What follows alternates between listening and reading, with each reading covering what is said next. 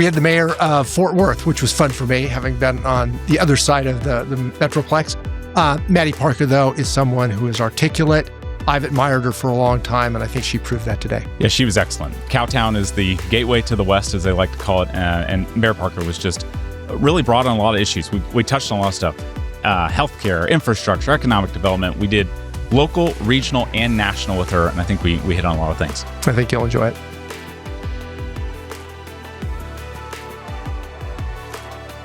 Welcome to Intersections, where we take a multi-generational look at the critical issues facing America. Tom, tell us about our guest. I will. Somebody I admire, by the way. Mattie Parker is the mayor of Fort Worth, which just entered into the top 10 largest cities in the nation. Has been involved in a variety of different political positions up to being elected mayor in 2021. In addition to that, being an attorney. So, Mattie, it's great having you with us. Thank you, gentlemen. Appreciate you letting me drive over to Dallas to be with you. We won't get into the Dallas versus Fort Worth. No, it's all in good fun. So, being mayor, what's the toughest part of the job? I say this a lot. I think it's the schedule, the keeping up, feeling like you're stretched pretty thin, right? You've been through that. But at the same time, it also is kind of energizing that you know that you're kind of making a difference in that way. And then for me, I'm in that stage of life raising children. And so that the amount of information that is in my head, as I sit here and try to focus on this conversation between school pickups and what uniform this kid has a sleepover and where this backpack is, that's the reality of any working parent, right? Any working mom especially. And so that's probably the juggle, I guess is the best way to put it. So tell us how you got here. You went to University of Texas. I think you went to now what is A&M Law School. You worked for Tom Craddock, then Kay Granger, kind of during law school as campaign manager. Tell us more about that journey and what you learned along the way. Sure. Well, first of all, I grew up in a really small town in Central Texas. I had 42 kids in my graduating class. I think that's important context because this was not a life or an exposure that I had, especially growing up, right? And of course, going to UT Austin was an awesome opportunity for me, both in education, quality of education, but also in proximity to the state capitol and politics. And when I was a junior in college, I was bartending in a local restaurant, and a woman came in and sat in my section at the bar, and she was the new communications director for Speaker Craddock. And if you remember, he was the first Republican speaker since Reconstruction. So there'd been a lot of change and shift in Austin. And we struck a conversation, one thing led to another, and she gave me her card. And I was in the middle of, like any junior in college, okay, I got to figure out what I'm going to do when I graduate, get an internship. Yeah. And so I ended up taking a press assistant role in her office and worked that legislative session, which I guess would have been in 2005, and then really got the bug and loved the experience very much. And it was good working for Tom, and I think Speaker Craddock would agree to this. He doesn't love the media.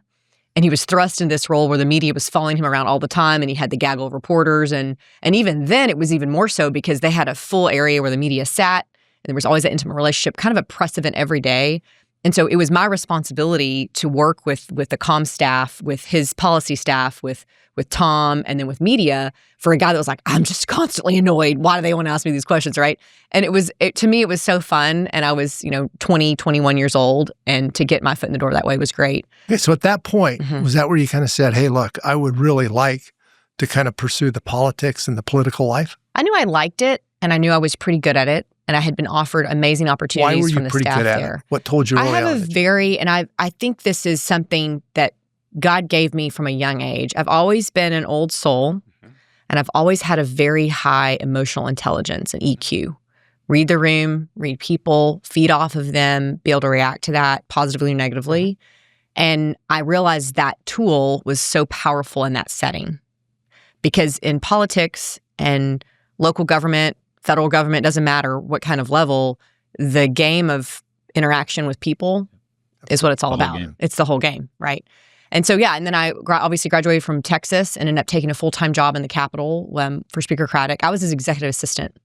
So I was right outside of his office. I joke that I had the nicest office I'll ever have in my life, 21, 22 when I graduated. But that was when they did the speaker overthrow happen. Do you remember that? Absolutely. And I'm witnessing all of that history literally in front of my desk, everybody screaming at each other. From a personality that's kind of... Oh my gosh, yeah. And it wasn't just him, by the way. It was also Lieutenant Governor at the time, Dewhurst, Rick Perry. And it was they all got along, right? But they also fought, and their staffs, all of it. So it was good exposure. Anyway, it got in my system. And then once I had worked a few sessions, my husband and I got married, and we moved to Fort Worth. that's when I worked for Senator Phil King now, met Kay. There's a whole sequence of events there, right? But it really was for me just showing up, working really hard, and being indispensable to those around me. In some of your most kind of key positions, you were in school at the time. Exactly. Even Kay Granger, you ran her campaign while you were in law school. I was a glutton for punishment. Also, y'all can relate to this, I'm sure. Once you have your foot in the door in the workforce or in a profession that you enjoy, I was really afraid to walk away from that for 3 years for law school. And so we made the decision I would work full time and then go to law school at night. It was Texas Wesleyan University at the time. Now it's Texas A&M. And that worked for the first year. And then we decided, I just think we were young and dumb. Let's have a baby. Why not? Why not? And so my second year of law school, that 2L first semester, I was pregnant with Grayson, who's now almost 15. And I had a baby like 2 weeks before. I had to induce labor so that I could have him have a week off and then take finals. And I don't even know how I survived it, if I'm being honest. Great people. I have a great story about a professor that saved me completely. But I did go to school full time and work and juggle. And Kay was a great boss. When I took the bar exam, she gave me a full month off. She's like, just go focus. I can imagine she she was so proud. So I want to dive a little into this.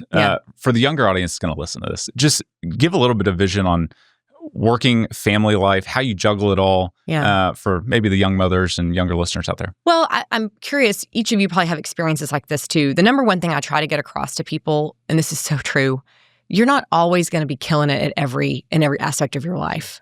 Very seldom does a day align where you're like, man, everything's aligned. Parenthood was working well, professional life, marriage, all of it. And you have to accept that, right? And when people use the word juggle, I try to say there are things you can drop and there are things you can't. And of course, it's your family and your children. They have to come first. But for our boys right now, at their ages are 9 and 15, resiliency, being independent. I'm not a helicopter mom because I don't have time to be. So handle your business, right? And that is really important to me. I have an awesome partner to young people, especially if they're not married yet. Find somebody that loves you and loves what you want to do and supports you, because it is a partnership for sure. And I have help. I have an amazing mom who's really lived with us since Grayson was born, kind of comes back and forth to the ranch. And then I have usually a bench of awesome TCU girls that help me get kids to and from. I'm really ready for a driver again. And you just have to accept that it's going to be a struggle some days. Absolutely. You said one thing, though, then I'll push you on it, because you said, family's always first. Mm-hmm. But clearly there's times when it isn't. When all of a sudden your job, with all the responsibilities that you've got, that has to take precedence. Now, maybe in the big scheme, understand that. But to your question, Kyle, at times, and be it in serving as mayor or in a business type of operation, there's times when that's what carries the day at that particular moment. Absolutely. Well, I think it's also just a delineation of work structure where what's an emergency versus what's urgent. And when the emergency is work, is being the leader of our city, that's where my focus, my presence is needed, versus what is urgent. And that's a hard delineation. I think you only gain an understanding of that over years of experience, right? Yeah. And then also just that trust within our own family and with my friends, like that sense of protectiveness and structure is there so that you can ebb and flow. Yeah. And that's in any career. I ask that because I hear the question so many, and I've answered it in the same way that you have. But the reality of it is, it's not always black and white. There are times when it goes back and forth and it shifts. Yeah. That doesn't change your overall priorities. Right. But at a given moment, it doesn't mean that your decision is always the same. That's very astute, yes. Yeah. So let's jump in a little bit into mayor and your role as of 2021. I think you were chief of staff for Mayor Betsy Price, who preceded you, and then got her endorsement. Yeah. Talk to us about the last 4 years and what you've learned. And when did you decide? So you come on as chief of staff to Mayor Price, very well thought of, popular mayor. So when did you kind of say, hey, look, that position looks pretty attractive to me? Not while I was there.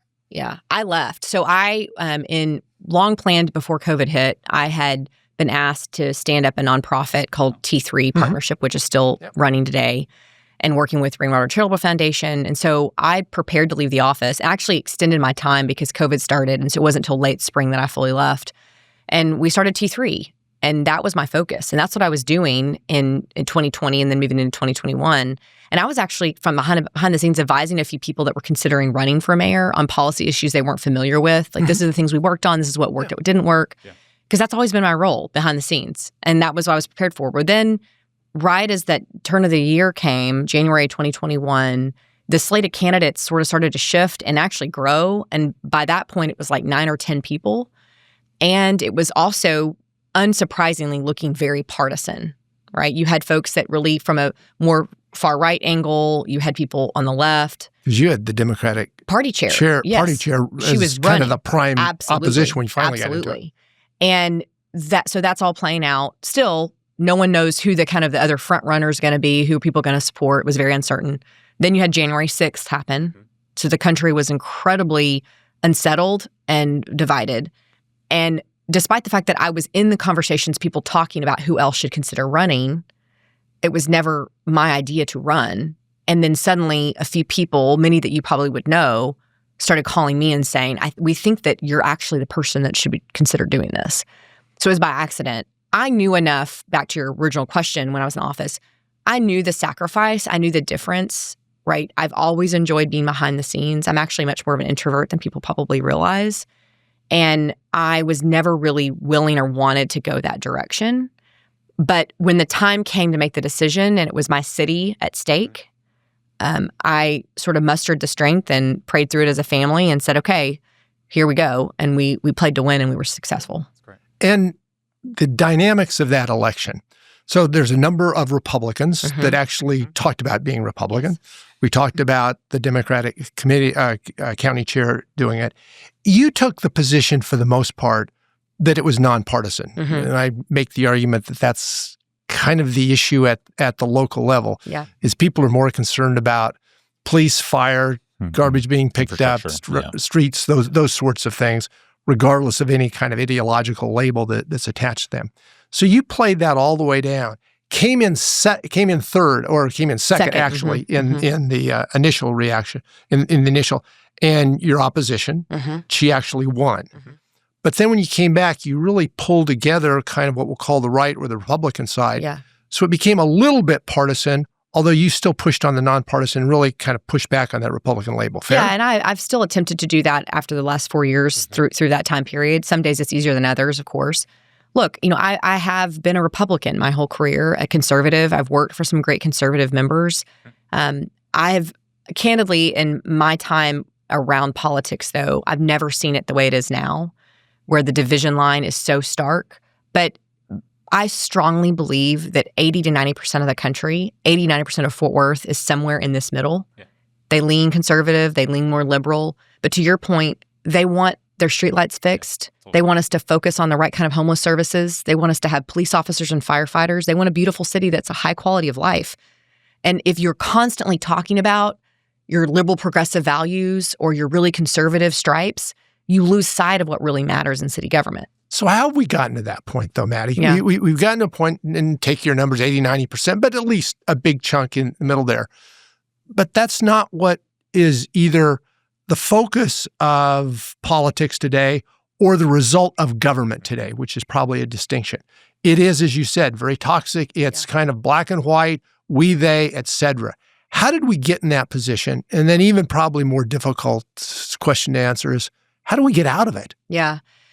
Well, those are all good questions. If I had the answers, right, maybe I wouldn't be sitting here with y'all talking about this. I think I do think a lot of us in leaders' positions, the people that I respect and work with that are on both sides of the aisle, we're all talking about this because the temperature has to come down.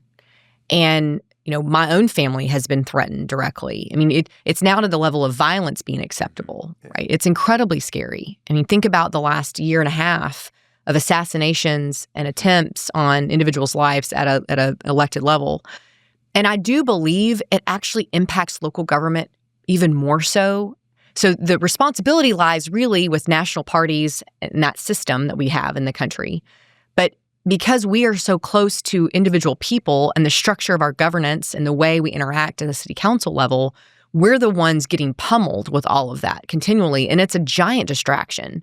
I'm reading a book right now. I've really finished it. It's written by a city manager from Ferris, named Brooks Williams, and it's called Performative Outrage. Every single piece of that book is poignant, and it is performance. There's a business behind the outrage. And some of it's at, large cable news networks, and some of it's at an individual YouTube influencer level. But those of us in leadership have got to speak truth to power and stand up. Enough is enough, because it cannot take over the way we govern our cities. I mean, it would be so detrimental to the city of Fort Worth to lose sight of what has made us an amazing city, right? You mentioned at the top of our discussion, 10th largest city in the country, over 1 million people, right? That's not by mistake. That's by leadership and careful consideration and public service that have led our city into this direction. And I don't mean that just from elected individuals. I mean that from business leaders, civic leaders, school leaders, PTA moms, all of it. It all matters. But to how do you get out of it? I think we have to keep talking about it. You have to refuse to accept that that's our reality now moving forward. The other asterisk, though, is social media. And I'm sure that that's something y'all have seen as well that has just put gasoline on the fire. And what is acceptable for people to put online is amazing to me. But you've got responsibilities for running a city. Other major cities are in the same position. Yeah. Those cities, or a lot of them will say, have taken the position that we are going to take those ideological positions, that we'll stand on issues that have nothing to do with the city, nothing to do with the type of functions that you talked about a moment ago. Why do you think those cities have been pulled into battles ideological that have nothing to do with what they are responsible for doing? And importantly, and I think you touched on a moment ago, make it more difficult for them to achieve those objectives? Yeah. I don't know. I mean, I think, first of all, you probably ran for the wrong office. If you're a mayor in this country that's set on being a really strong Democrat or a really strong Republican, just go run for Congress, right? You'll fit in just fine if that's what you want to go do. But the mayors that I admire, the people I enjoy working for, are also the cities that are being successful, that you see moving the needle. People like Mayor David Holt in Oklahoma City. People like Mayor Jane Castor in Tampa, who was the chief of police, by the way, before she became the mayor. We're on different parties, but we align greatly on the priorities that matter to our cities. And look around, our cities are thriving, right? And the reality is, too, we have to be consensus builders as mayor. Compromise is the only way forward. I think in Washington, we're seeing it right now with the shutdown.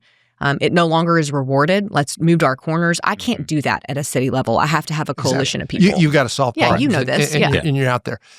But you almost have to ask the other side. You gave some great examples of cities that are doing some great things.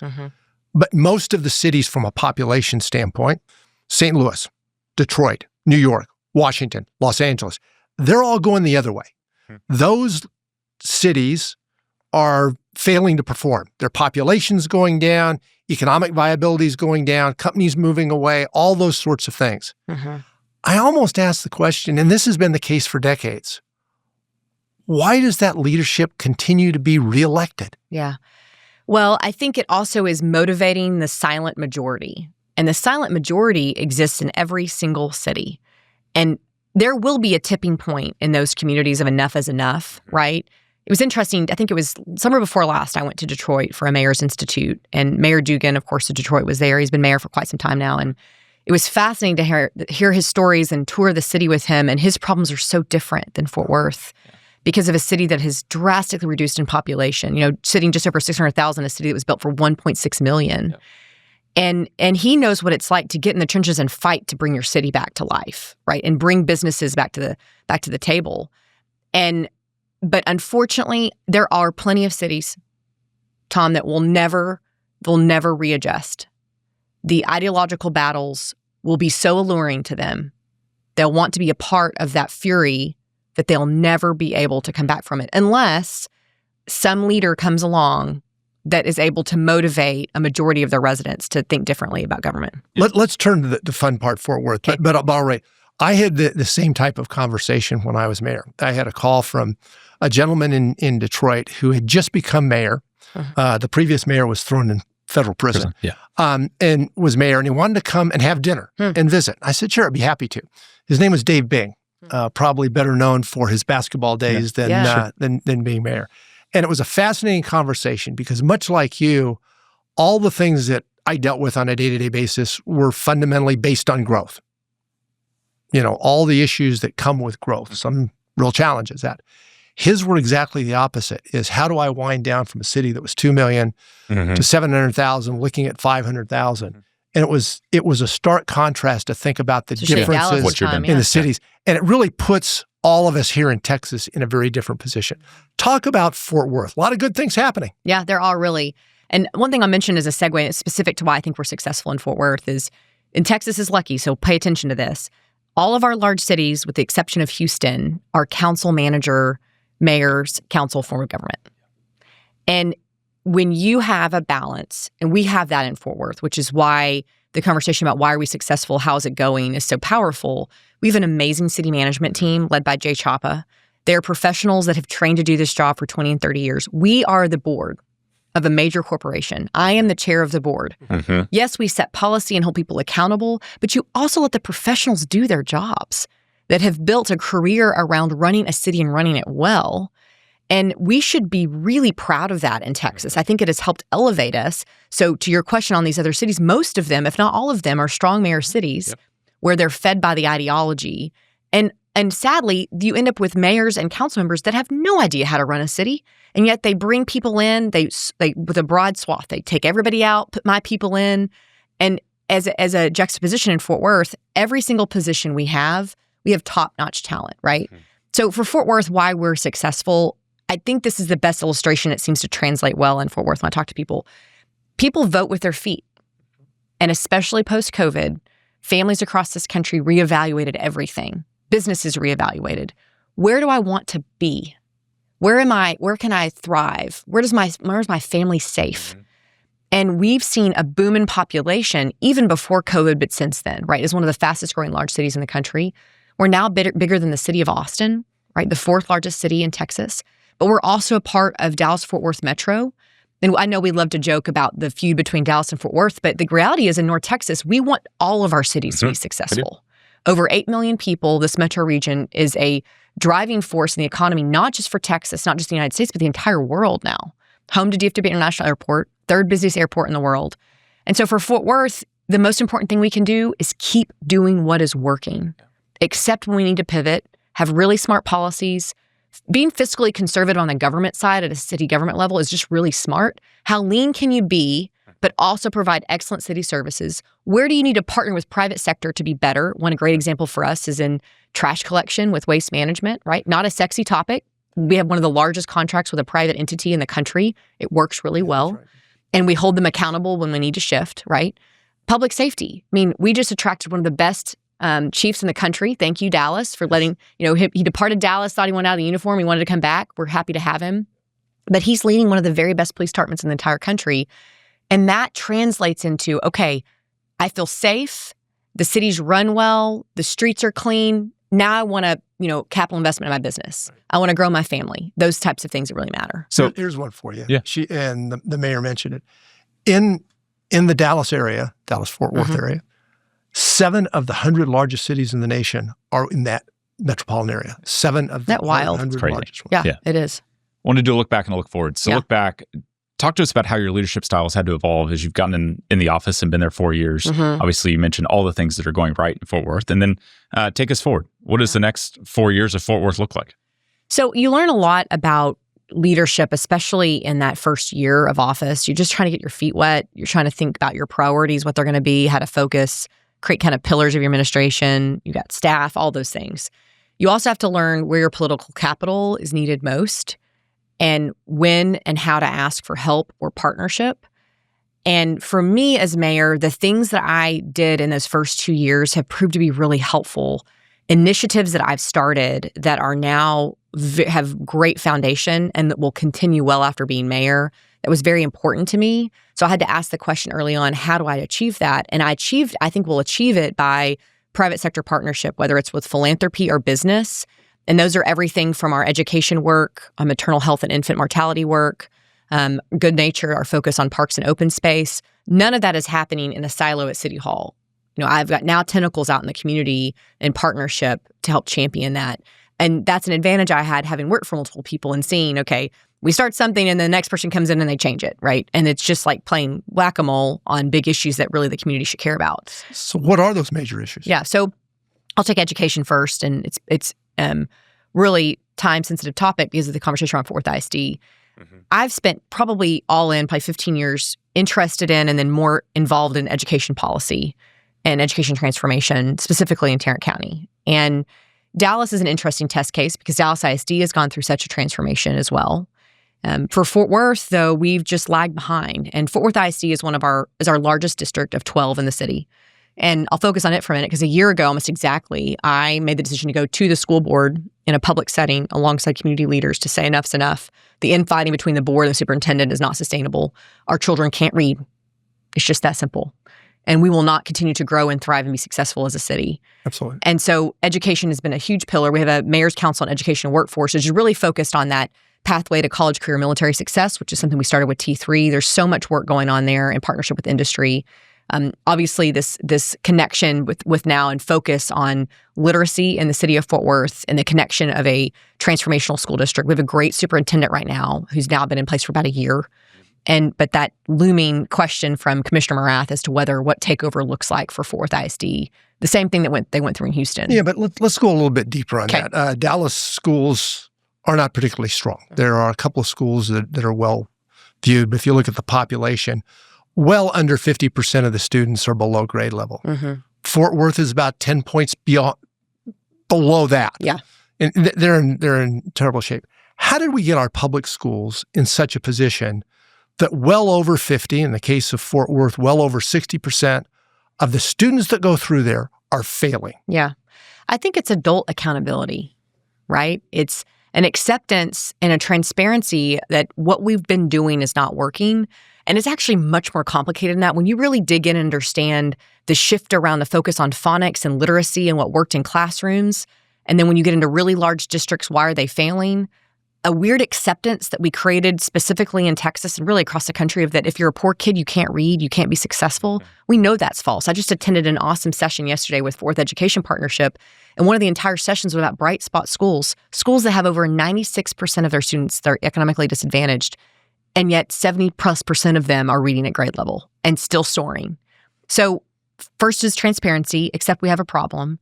And honestly, Texas, we have a lot, there's so much noise around education, but if you look at the bills that have been passed in the last few sessions, especially around some of these issues, it actually is moving us in the right direction. It's incentivizing schools such as the college, career, military readiness, they call it CCMR, which sounds so simple. Yeah, kids should be college, career, military ready. Well, we weren't, but for a very long time. Now we've incentivized districts to draw down those money. That's just one example of many.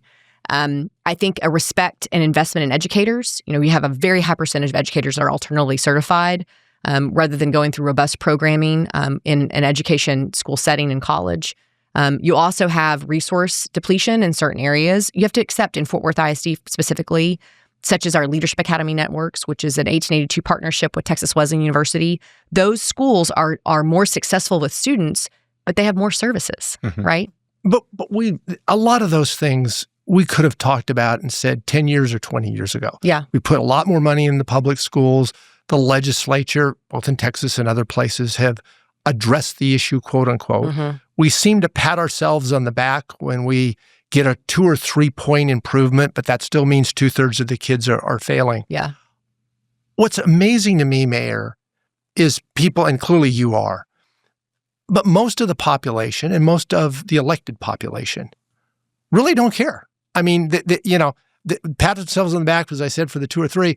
But we're no better off than we were 10 or 20 years ago, and the reality is we're worse off. Well, and yes, we just haven't made progress. But It's all kind of incremental, but not quantum. The other problem is those people in positions of influence on both sides of the aisle for decades, those weren't their kids that weren't succeeding. They were other people's kids. Yeah. And then finally it's caught up with us. We're like, oh, now I can't hire people, right? Because you can't export that poverty that lives in your cities. And we now have so much better data and collective impact organizations that are refocusing, organizations like Texas 2036 that are lifting up these issues. We have nonprofits and collective impact organizations in Fort Worth. You'll have Commit in Dallas, examples across the country. That is really powerful accountability on the outside to push. You now have a refocus on governance and how important we talked about city councils, how important that is. So I want to go into economic development just for a second. So Fort Worth obviously growing in a incredible way. You've got Sundance Square and you've got an Auberge Hotel and you've got the new Crescent office development, that hotel area that's over on kind of the west side of downtown. He's looking for a job in economics. Yeah. No, okay, I know. Come on over. I'll leave Dallas just for you. Okay, good. What have been the incentives to get people to Fort Worth? Talk us through like how you've tried to map out making sure that corporations feel welcome and also that the people have the ability to not just work there, but live there and enjoy the city. Well, first we had to do an evaluation of why we weren't leading, especially on economic development and corporate relocations, business development. And one big issue we had when I first took office is we didn't have a robust economic development entity that was just focused on attracting businesses. And we were very lucky. I worked alongside Mike Berry and Marianne Ald and a few others to answer these questions. And we went after what we thought was one of the top talented individuals in the state, which was Robert Allen. And Robert, at the time, was running this Texas EDP entity for Governor Abbott, had worked for Governor Abbott for 20 years. And, I went to Robert and his wife, Rachel, and said, how do you feel about Fort Worth, right? And it took time, but we attracted him and his acumen to Fort Worth and built a economic development partnership organization that's fully funded on the private sector side with a really robust board, everyone from the CEO of American Airlines, Robert Isom, to David Endicott, Alcon, and others around this table so that you could tell the story for Fort Worth, so that, how powerful it is to have a business leader come and sit in a room with someone like Katie Farmer at BNSF. Like, okay, why are they successful? Why are they choosing to reinvest here? Why do you have 5 Berkshire Hathaway companies in Fort Worth, right? Okay, so we've got a lot of growth. Yeah. But Fort Worth has historically been known as a West Texas kind of city. It's the gateway to the West. I think that's its moniker. Yeah. How do you keep that small town feel for the residents that, frankly, don't want to live in Dallas for all the corporate reasons, but want that small town feel of Fort Worth? It's a balance, right? And it's funny because that's sometimes the most prevalent question I get from folks that have lived in Fort Worth a long time. I want it to stay like a small town. But even now, even as mayor, it still feels that way, right? And I think some of it is investment in neighborhoods and different areas across the city that feel distinct. You can choose to live or have your corporate headquarters in very different areas of the city, from the Cultural District to near South Side to Stop 6, all of those areas, you get to choose where you want to be. And yet that whole community feels individual to you. And that is not by mistake. That's a tremendous amount of investment the city has made. And then we've now gone further and have neighborhood improvement programs to also enhance that. So it all goes hand in hand for sure. But it's the charm of Fort Worth. And if you haven't seen it, I've talked about it a lot lately, but from the mid-'70s, it's the original Unexpected City promo video about Fort Worth that Jimmy Stewart was the narrator for. And it's 15 minutes. It's easy to watch. And if you go back and see that perspective, that feeling about how special Fort Worth is and the unique culture and heritage of our community still exists today. And we're still really proud of it. I'll close by this. The best thing you can do to close a deal in Fort Worth is bring them to one of the last 2 nights, the Fort Worth Stock Show and Rodeo. And I've never seen people from New York to LA more excited to wear a cowboy hat, right, and bet on bulls and think this place is different, right? And so that cowboys and culture piece is still alive and well and something we want to hold on to. Been there for the last 2 nights. It's pretty fun, good. Right? It's good. Yeah. It's good. So clearly the leader of Fort Worth. But as we talked about earlier, the region has a lot of cities. Yes. A lot of population. There's no city. Dallas is the largest, but it does not dominate in terms of population, majority of the population. Fort Worth is large, but it's still a fraction of the total population. You're also a leader of the region. And most companies make the decision not to go to Fort Worth or Irving or anything. They make the decision to come to the region. Yes. Then they'll kind of figure out, okay, what makes sense within that context. So how do you put yourself in a position of representing the interests of Fort Worth, but also understanding that you're a leader in a region that I argue is the most successful in the nation and has really become the center of the U.S. economy? It's almost like knowing which jersey to wear on which day. Am I all the way Fort Worth today or am I all the way North Texas? Sure. The same is true right now as we get ready for the World Cup in 2026. I'm wearing the DFW region jersey, right? To have the World Cup come to the Fort Worth, Dallas metro region is a pretty exciting thing. But we all need to be pushing on that, right? And excited and prepared and have all these agencies working together to make it happen. And the games being in Arlington, that's just one example. There are plenty of times where I am all the way Fort Worth. And a great example of that lately has been our success around film, why I lobbied in Austin so hard for film incentives to be enhanced in the state of Texas, the power of that for our own city. Obviously, Taylor Sheridan being from Fort Worth, 101 Studios, his brand new studio, which is now the largest in the state of Texas in partnership with the Pros in Hillwood. That's not by mistake. We wore the Fort Worth jersey there. We wanted to tell that story and do it well and create an infrastructure in Fort Worth that has really incentivized all types of productions to be in our city, which has been good. With all the good things in Fort Worth, you've still got the challenge of any major city. Absolutely, yeah. So let's talk a little bit about those. So crime, public safety. Everybody's concerned about that. Yeah. You mentioned you just recruited a new police chief who was very well thought of. I knew him very well on this side of the track, so to speak. How do you approach public safety? How much time do you spend on it? And kind of where do you think Fort Worth is falling on a kind of relative national? Well, we are still remain one of the safest large cities in the country. And we're really proud of that, but it takes a tremendous amount of vigilance and focus. Remember when I was elected right on the heels of 2020, and our chief at the time, Chief Neil Noakes, and I had been friends for years, and he had just been appointed chief probably 6 months before that. And we sat down and really talked about how I specifically could support him and his department. And I ran on that really as a big issue in the campaign because I was deeply concerned with what I'd seen trends across the country. And being unapologetic, right? You can back the blue 100%, but you can also demand accountability. Absolutely. You can also say things need to look different in policing. Our department needs more resources, more training, more support to meet the needs of community. Really lean into community policing and neighborhood police officers, which we have done. And as a result, we remain one of the safest cities. You cannot be a safe city if your city doesn't respect the police department, if they don't appreciate the heroism there, right? But it's not just the department. It's also fire department. It's also code officers. It's the way we take care of streets. The broken window theory, as you well know, is very real. The way we invest in communities. Yes. It works. And so our city manager right now is actually putting together a great new team around code, to strike team that really are focused on nuisance abatement because it all permeates through those areas. So that's first and foremost. The second piece around public safety is coming alongside community that's individual, block by block, and that's where those neighborhood police officers are so powerful. Individual council members have perspectives around this. We're also really thankful for outside organizations that support the department. We've been working now for a few years with ACT, Reed Porter's organization that was founded here in Dallas. There. Okay, he's amazing, right? And so drawing their partnership to Fort Worth and having additional resources. So we're on the right track. It's also about being fully staffed in our department, making sure you have enough officers across the city. And we are on track to be fully staffed by 2026. That's great. I don't think another large city in the country. How do you measure that? You measure it by how many, rank and file officers you have that are currently on staff and working, how many classes you have in place. No, but relative to population, relative to geography. Depends on who you ask. How do you as mayor think about what my fully staffed police department should be? I don't come up with the idea. I say to my chief, do you think this many officers? Is 1,800 what you need? Mm-hmm. Yes or no? If the answer is no, then we have to go back to management and say this is not enough. Yeah. My chief is telling me this is not enough to get the job done. The worst type of mayor is the one who's never been in law enforcement and pulls a number out of the air because it felt good to see on CNN and then tries to sell that as public safety. No, I don't wear a badge. And for Chief Garcia's been doing this for 30 years. Mm-hmm.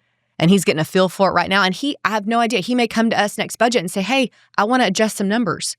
I want to add a lateral class or whatever it may be. But we have to, that's why you hire experts and professionals in those roles. It's how any good CEO runs a business, right? You can't micromanage. And I'll continue to have that mentality, especially around public safety. So you're in a good position. Yes. But the administration and the president have recently pushed hard on cities that he would view are not safe cities. Mm-hmm. Clearly, Washington, D.C. was the start, but Chicago's been part of the conversation, Memphis, and that sort of thing. As a mayor, how do you look at that? Mm-hmm. The idea that the president says, I judge the city's not safe, so I'm going to send in National Guard troops. Yeah. Well, first, this conversation around which cities were safe and not safe started well before President Trump was back in office. I had this conversation a lot among other mayors and other leaders across the country. I mean, I've visited some of those cities. I've visited Portland, I guess it was probably 2023, and it almost brought me to tears. Their downtown was completely decimated. The very first person I interacted with was a guy selling heroin out of a backpack, and I had just getting my bags out of the back of my car. There are cities in this country that are not safe. The question you're really asking is, what role does a president or federal government play in keeping a community safe? Yep. Right now for Fort Worth, we are taking care of business. We have an awesome chief and a city that supports them. We work really closely with our state our state agencies, between DPS. We have fantastic relationships with FBI and Homeland Security. That matters because it's keeping our region safe. So if and when President Trump or anybody in the administration said to Fort Worth, probably saying to Chief Garcia, hey, I'm concerned, this is what we're seeing, the first thing I would do is consult with Chief and other chiefs in the region and say, okay, these are the things they're concerned about. Do we agree? Or do we think that they're off base and we need to demonstrate that with facts? And let's sit down and have a conversation. I'm not the kind of mayor that's going to get in front of a microphone on television and scream and yell and have a press conference about how backwards the administration is. That's just not a battle I want to try to get into. And so I'm confident right now Fort Worth's in a great place. Our numbers look completely different than some of these other large cities. But you're involved in U.S. Conference of Absolutely, Mayors. yeah. You're a leading mayor. Again, yes. One of the 10 largest cities. Is the federal government taking a good policy approach by putting National Guard troops and going into cities? Well, I haven't visited those cities that have had National Guard. I haven't been to D.C. since National Guard was there. I haven't been in Los Angeles. You watch the news, and depending on which news channel you watch, Tom, you get a very different opinion. Oh, really? Yeah, right. How that works? And so I candidly, I hesitate to tell you because I haven't been on the ground. I haven't walked the streets of a city like Los Angeles and felt it. I've heard Mayor Bass's opinion very clearly that she doesn't think it was right for her city. But I only know how to govern my city and see what my department would need. And candidly, when let's take an emergency disaster, for example, right? When you have a hurricane hit the coast and everybody's all hands on deck and National Guard is deployed and everybody kind of knows their roles. I've seen the National Guard in action. At Wilkerson Grinds, we were activated to take in victims of the hurricanes. So I reserve hope that if and when that were to happen in Fort Worth, the leadership of our city, not just myself, would be at the table to say, okay, let's create a dialogue here that works for our city to keep people safe and calm and not create hysteria, because that's really detrimental to my residents. And that's who I answer to. And that's who I'm concerned about. Right. And again, it's also hard because the politics of Washington are so different and the way they communicate and work with people is so different that in Fort Worth, it just feels like a different world. And so, we had prepared for that, I guess, is the best way to tell you too. Strong now, and y'all are doing, obviously, a very good job, and you're growing in an incredible, precipitous way. Metropolitan cities have not done that in America the last, call it, 2 decades. I mean, there's some significant issues that take place in large metropolitan areas. How do you keep Fort Worth out of the spotlight and out of the news and keep it strong, growing, vibrant, and economically friendly? Well, you are not a performance artist. I know it does matter who's mayor. And, I watch Mayor Price do the same thing. Be really, really intentional with your words and your actions. Stand up when you need to. Have a backbone. Never lose your sense of integrity and ideals. But not everything has to be a performance. And that has been really important for Fort Worth. And frankly, that's sort of, that's where our leaders have always been. If you think back from Mayor Bob Bolin, Mayor of Fort Worth, Mayor Kay Granger, Mayor Moncrief, Mayor Barr, Mayor Price, all of them, yes, unique personalities, but they're just there to be servants for the city and then pass the torch. I hope that's what people will say about me as well, right? It worries me a lot that now in politics, it's always about climbing the ladder and the next thing, and with no focus on how hard, this, Mayor Leppert, to be a mayor is really time consuming, and you have to be focused on it, or you're not good at it.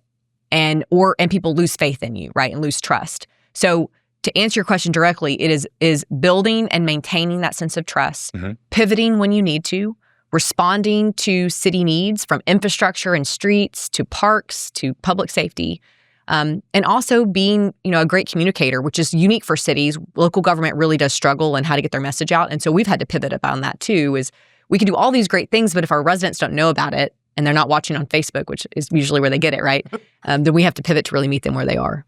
One of the issues you do have to deal with, though, that is coming straight on your shoulders is the infrastructure. You've got a city that's growing very rapidly, a region that's growing very, very rapidly. Talk a little bit about the thoughts on your major initiatives on the infrastructure side, and just the ability of this region to continue to keep pace. We're bringing about 150,000 new people into the region, space of pick your number 4 or 5 years. We will go from the 4th largest region to the 3rd largest region. Passing Chicago. First time that's ever happened since 1960, a shift there. This region, if you go back to 1985, was 12th. So we've gone from 12th to 4th and we'll be 3rd. That puts a lot of pressure on. Yeah. What are you doing on infrastructure? And importantly, what could go wrong with all this? Mm-hmm. So first, at a city level, it's back to that great people in the right places. We have a fantastic department heads from development services to our transportation public works departments. Our water director, it's exactly who you would want to be running those departments that are focused not just today, but on the needs 10, 20 years from now and trying to keep pace and create better policy proposals for council to grapple with. And then you have regional partnership. We have one of the very best MPOs in the entire country with North Central Texas Council of Governments. And Michael Morris is a transportation guru expert that we've all worked with. And almost 99% of the projects in Fort Worth and Tarrant County, it's absolutely money trees grow plentiful, right? And he understands the criticality of the things that we're doing here in the region and how to pull down and leverage those funds from the state and from the federal level. Just recently, for instance, we lost Amtrak funding, which is that Heartland Flyer from Oklahoma City to Fort Worth, and we pivoted and Michael figured it out. We've got it funded for a year. We're going to have to reevaluate a year from now. But in any other region or city, we would have just said, okay, we got to close it. We don't have the money. It's just one example. Infrastructure is a multitude of things, as you both know. It's the things you can't see. It's replacement of cast iron pipes under the ground, right? Mm-hmm. It's the right water lines to major development projects. It's holding developers accountable with impact fees to make sure they're paying their fair share. It's growth in east-west corridors for Fort Worth to connect you to I-35 or I-30.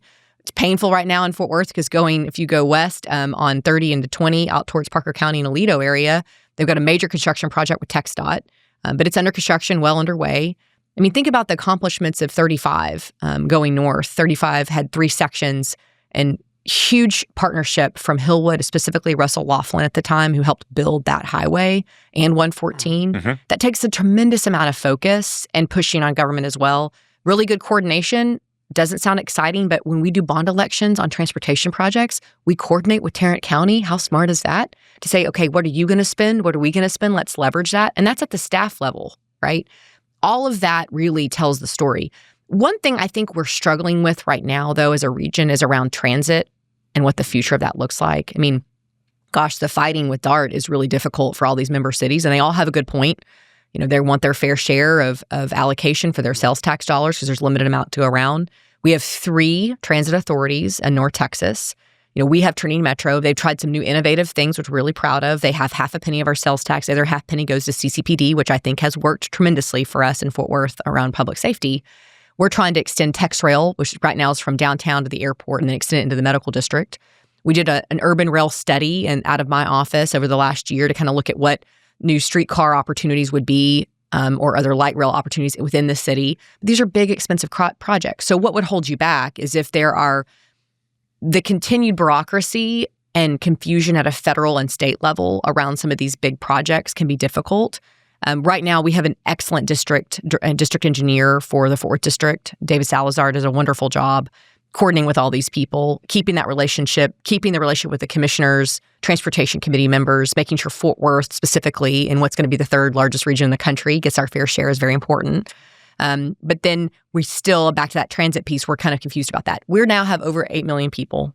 We're going to go to 9, 10, 11. Mm-hmm. We have to have a transit solution. I've attempted to speak to this as a glass half full. Can it be done with 3 separate transit agencies? I think long term, and Michael Morris, if you were here, would tell you we need one, but the politics of that right now are really complicated. And but we should be glass half full about this because we're not saddled with legacy large subway systems, let's say like New York, that have huge, huge infrastructure needs, billions and billions of dollars to rebuild. We can start with what the latest technology and innovations look like in transit.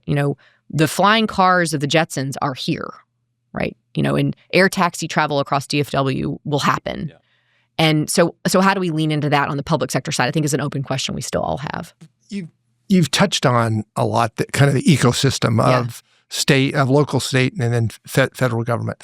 Clearly, Texas has articulated that states' rights, federal government leave us alone, et cetera.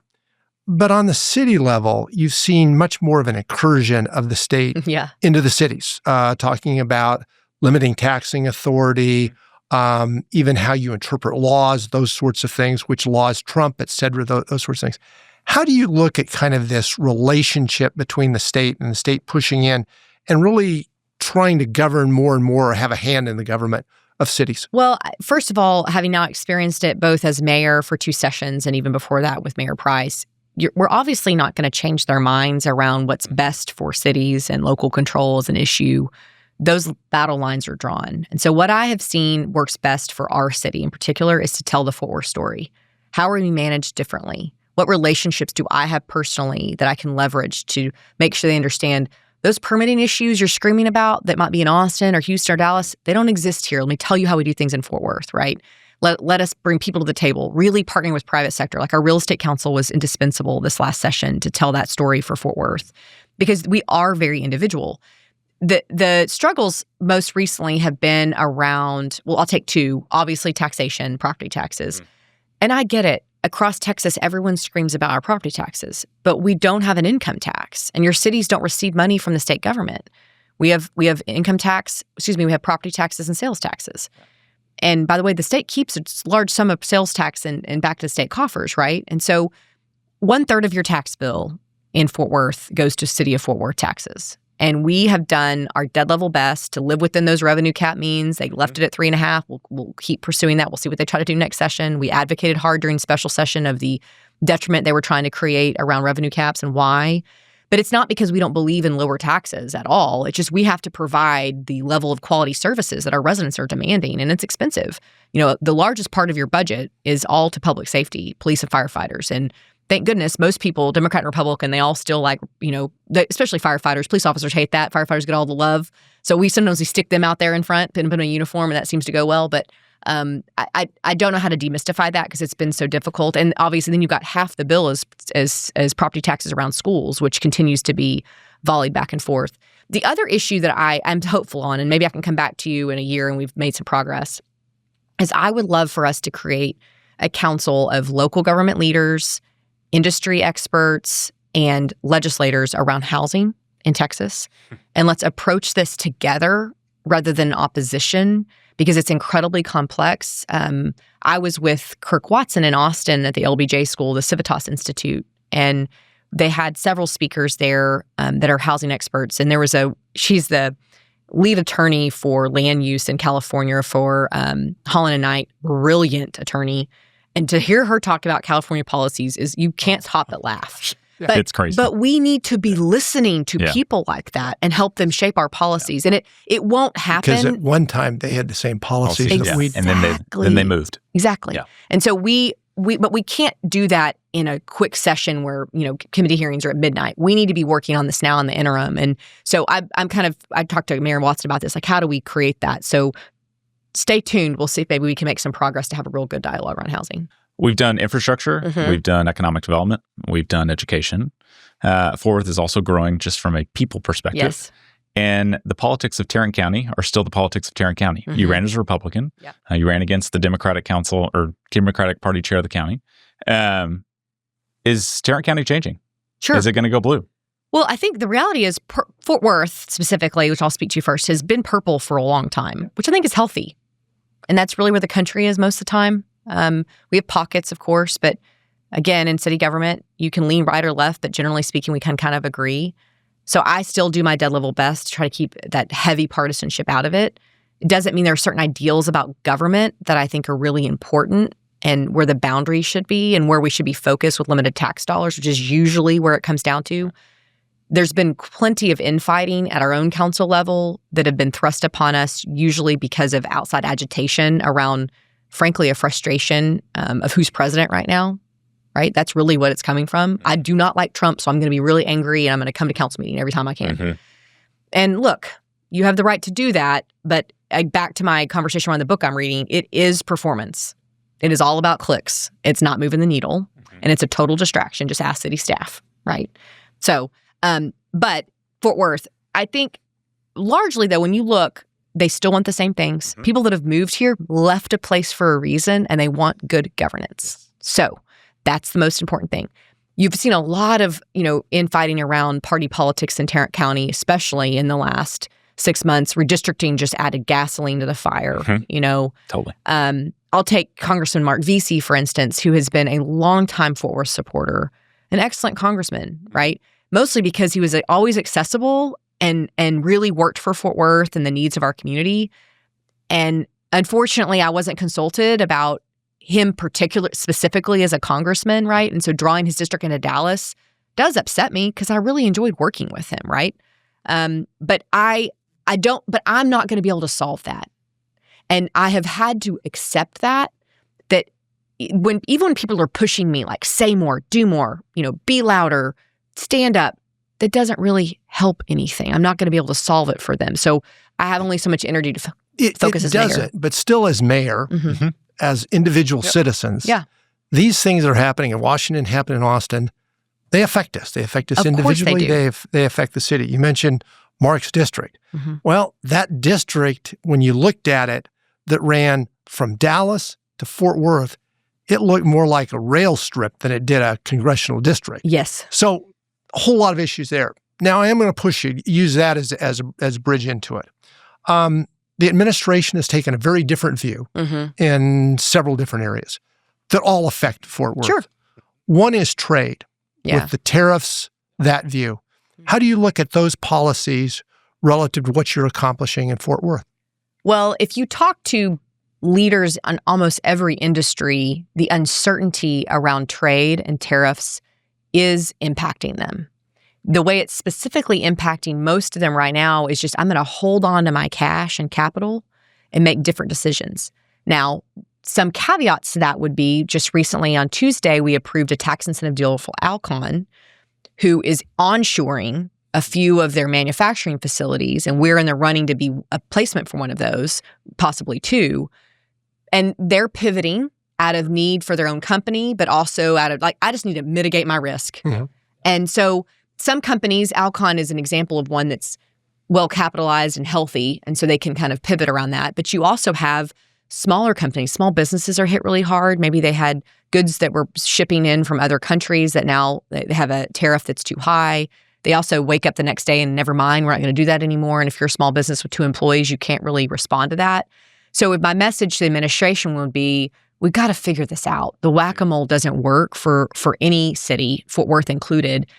I appreciate the long-term goal of trying to create fairness and equity around trade and who is in the game and who's not and which countries are on the chopping block. But the lack of consensus they currently have among the administration and Congress, and frankly, the courts now. The courts is the biggest deal. Absolutely, is just so debilitating for business. So I'm hopeful that we have got to figure that out. And I've given that message to anybody that would listen that has an influence. You also have a city that is a very diverse city. Yes. Large percentage Hispanic. The administration has taken a very different view of immigration. Do a compare and contrast of how it's affected your city, the previous administration's policies versus this administration's policies, and how you see this administration progressing. Well, it really did start. It started in the Biden administration, sure, especially when the border exploded. And you started to see cities specifically when they were moving people from the border into other U.S. cities. Governor Abbott, of course, led on that. Then DeSantis, so it created this conversation, what's going to happen to Fort Worth? Are you a sanctuary city? How's that work? So here's back to what I can and can't control, right? Is I have seen a totally different tone and tenor. I have talked to families. Usually it happens in settings in schools because I am in school so often and so many students are, maybe their parents or grandparents are undocumented or, DACA recipients. I want to get to that in a second. That's a whole nother category of concern, right? Our immigration system has been broken for a very long time. I had the opportunity to meet with President Bush, I guess probably 6 months ago. And we talked about this issue, something he really struggled to try to solve and thought he got close to, right? Put it down on and everybody walked at the end and he got nowhere. And so at what point as a country to say, you know what, guys, we probably are going to need to sit in a room and figure this out. But Mayor, your comment, sit down and do this. Again, this has been around since 1986. That under President Reagan, that was the last one. We don't do that. Yeah. And I guess one of the things But it doesn't mean I can't wish for it or hope for it, well, right? and hope for it. But I think the reality of it is both the Republicans and the Democrats make so much money off of it that there's a real disincentive to sit down at the table and have a discussion. And to have that discussion. Yeah. The discussion to me is not a long discussion. Yeah. Now, will everybody be happy walking out of the room? No. No, but my argument is 80%, go back to your earlier. When I actually last weekend, when I was in Oklahoma City, David Holt asked Senator Langford to come and speak to mayors. And as you all know, he was on probably the 10th yard line recently before Trump was elected. And to your point, it's a great election issue, so it really fell apart. Yeah. But Senator Langford, who is so eloquent and very well versed in this topic, he would argue we're going to get there, and it's people like him. Well, it won't. It will not happen before the midterm, and he was given a political calculus, right, that he has better knowledge to. Sure. But he is still very hopeful that based on the work he's done with Democrats and Republicans, he feels like he can get there along with that. So what we hope springs eternal. Right. Just midterm then leads to the presidential election. But your question really is about how does that impact your local community? Yeah. It's very disruptive. You don't want any family scared. Right. And I wish so badly that I could solve that for someone. I try to be really careful with how I speak about this because the reality is it's not my family that would be impacted, right? I know individuals who have, an uncertain, undocumented status. Let's take DACA, for instance, which is mind-blowing to me. I've said this publicly numerous times. Why Congress won't pick that up and make DACA recipients a permanent resident, legal resident, citizen, whatever they want to argue about, fine. But these are people they're amazing individuals adding to our local economies and our communities. They're parents, or they're brothers and sisters, and they are Texans, right?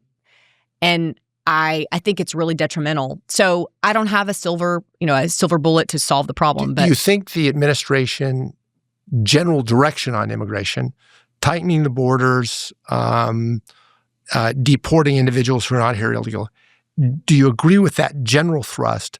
And then a sub-question in that is, do you agree with the way that they're implementing the policy? Sure. So border security, absolutely.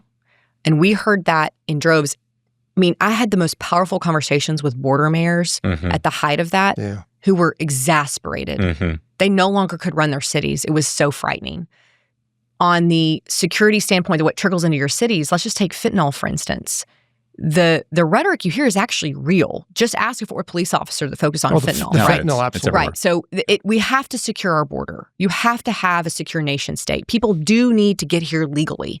The ultimate question I think we're really struggling with is what do you do with people that are here without legal status? And do you demarcate people based on how long they've been there? And I think everybody disagrees about that, right? Back to when Bush was president, amnesty became this dirty word. Don't offer amnesty to anybody, right? Well, if you've been here for 30 years and this is your home, is there a legal path to citizenship that we should be working toward, right? If I were in a position of any kind of influence and power, that's what I would be working toward. But I realize that I'm not necessarily in vogue in the Republican Party of people that believe that, right? The other thing I think that's missing in the messaging, and again, we've always had a great working relationship with ICE. Our Fort Worth Police Department does a great job. When it's criminal activity, that's always been our focus. If you have a criminal that's here and they need to be handed over to ICE, we work on that. I think majority of Americans, large majority, believe that. If you're a criminal and here illegally, you need to be deported and through that system. I think the problem right now is there's so much uncertainty about who's being deported and the impacts to that. And I do worry about that, and that degradation of trust in community, especially among our Hispanic residents, is real. And I think right now I don't see an end in sight. So what's the messaging to that community? Because, there is so much uncertainty. There's also this balance where you've got foreign actors that are exploiting what happened the last 4-8+ years on open border situation. Fentanyl is a huge deal. Crime has become an issue. What's the messaging to the people that may be here with an uncertain kind of immigration status, but want to be here because America is a great place to be and the American dream is still alive and well? Yeah. Well, I think, frankly, even when the city and the Fort Worth Police Department and other department leaders have worked on messaging, and we have council members, Councilmember Flores and Councilmember Martinez, who obviously are both Hispanic, both speak Spanish, do an excellent job. The hard part is we're not the ones they're concerned about, and so it kind of gets lost in translation from a city level. But we still focus on what really matters, is delivering our services to every single resident in our city, working alongside every neighborhood, making sure our community centers are welcoming, our parks, that they have good relationships. our frontline staff, like I mentioned, our neighborhood police officers, they have a heavy burden to make sure they're working alongside people because we want to make sure crime stays down in those areas. Because the other problem is you have people that are predatory and they know where they have a higher volume of undocumented people. Let's go commit crimes there because they're not going to call 911, right? So we've done a great job with that too. And there's a few officers in particular that have an incredible trust in the community. Shout out to Daniel Segura, who's a great officer who really carries a heavy burden there. But I'd be lying if I thought our messaging was right on and was solving the problem because it won't solve the problem until things really clear up nationally. The messaging on the other side is important too, though, because as you said, the human trafficking is something that you see it. I had a chance to see it up close until I was in the position, never understood it. And it is a humanitarian issue that I don't think anybody in our nation would be proud of. It's hard to understand the level of evil until you've been faced with it. Until you get into that. I agree with you. I sat in on courts at 2 a.m. that were designed to address those issues, and it's just heartbreaking. But there's the other part of it from being mayor. With all of the immigration that's come in, undocumented, illegal, whatever term you want to use at it, people are saying, hey, hold it. The laws make a difference. And if somebody's here illegally, they're here illegally. We've got to deal with that. And from your position, that additional population does put pressure on you. Sure. More police protection, more welfare services, healthcare, more support service, healthcare especially. How do you kind of balance all of those? Well, most recently, because of a bill that passed this last session, really governor's orders that our healthcare systems need to report out the amount of indigent care they're providing to those that are undocumented. It's a really high number in Tarrant County. It is across the state of Texas. And I think that is important because as taxpayers, as residents, it's a burden on your local economy, right? And so, as far as I agree with a lot of that concern. I really do, because I've seen it firsthand when you have a limited amount of services that are provided, and now people that are residents here, that are legal citizens, don't have access to something because someone's here legally. And they're paying for it. Absolutely. And so the problem is, though, because of this really significant gray area we've created, there's not right now a pathway for someone that says, okay, I'm here illegally. I've been here a long time. I want to come out of the shadow. I want a path. Right now, they're not going to do that because of the fear that's there. Well, there's not a path either. And there's no path, So, right. So back to real compromise, there is going to have to be some type of path because as I've watched this discussion, the focus to deport everyone that's here illegally is not practical. The number of undocumented people that were in just the state of Texas alone, right? So what does that mean? And where's the demarcation? Those are really complicated questions. Does that path include right to vote? Well, honestly, when you talk to some folks that are just here illegally, they just want legal status, which would not include exactly. the right That's to to vote. My question. Yeah. Right. They just want to be here with their families. And oftentimes they want to be able to go back and forth, maybe to Mexico to see family or send money home or whatever it is. And so this is something that we've created this mess, and our partisanship has created this mess, and we don't put the right, smartest brains in the room that are willing to compromise. And as a result, local cities like Fort Worth and Dallas and Addison and others are left dealing with it. You've been mayor for 4 years. You've had a lot of successes we've talked about. Very popular within your city and within the region. How much longer are you going to do this? I don't know. You probably got that question a lot. Well, I guess not, because Fort Worth is unique. We run every 2 years. You run every 2 years and you don't have the limitations that other cities do. Yes. And well, here's what's funny. Just I was reelected in May, and I think it might have been 3 weeks later, I ran into somebody, and they were like, man, I really like you as mayor. What can I do to help you? When's your next election? I was like, yeah, we just had that. Yeah. And Did you vote? You missed it. Obviously, you didn't vote. Okay, we'll work on that next time. And then they constantly ask you. I mean, I'm reelected and people immediately start asking me, right? I actually have enjoyed every 2 years because I'm in that stage of life where things are crazy, and I can see my life in 2-year tranches, right? And I also know, having served alongside other elected officials, if I'm chasing to feel like I'm done, I've accomplished it all, that is a goal that will never be achieved. Right, as an elected leader of a large city. There's always a to-do list. There's always something to do. And so I need to be focused in the here and now. And as we approach that 2027 election, right, make a decision as to whether or not I want to keep serving. Am I ready for a new chapter? Do I feel like the city is ready for a new leader? Are there people waiting in the wings that would be great community leaders? Because that's what's kept Fort Worth is we've had great people that are public servants that wanted to do this job. So let's brainstorm for a second. Okay. What would a new chapter look like for Mattie Parker? Well, it doesn't necessarily have to be in politics, right? It may be very well in business, in private business. You know, you've run the gauntlet yourself of different elections. So I don't know. I really don't. And I'm so at peace with that I didn't think I'd be mayor of Fort Worth, Texas. I grew up on a cattle ranch that's 1,000 acres in the middle of nowhere with a party line. Seriously, this is an amazing ride I've been on, and I love being the mayor. I'm great at this job. I know my city. I know the policies that are needed. I love working alongside people. I can most days cut out the noise, even on the hardest days, right? Which is really important. That's critical. Keep things in perspective. But I am also at peace saying, hey, I have no idea what I'll be doing in 2 or 4 or 6 years from now. So in 27, 29, whatever it is that Mattie Parker says, okay, I've played Fort Worth mayor out as far as I can. What do you want people to say about your service? And importantly, how do you want them to compare it to some of the other well-respected names of Fort Worth mayors of the past? Well, I think number one would be a respect for the leadership I've really exhibited over the last 4, at that time, maybe 6 or 8 years as mayor in an incredibly pivotal chapter of our city.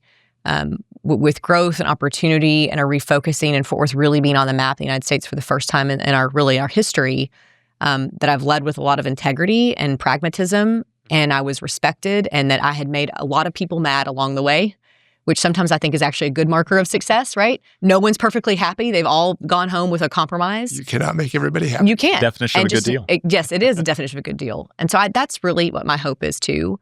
And of course, that a sense that I've generally made sure I've left this place better than I found it. You know? So any surprise why she's as popular as she is? You're wonderful. Thank you very much. Thank y'all for the time. Thank you for the time. Good to see you. Thank y'all. So fun. Appreciate y'all.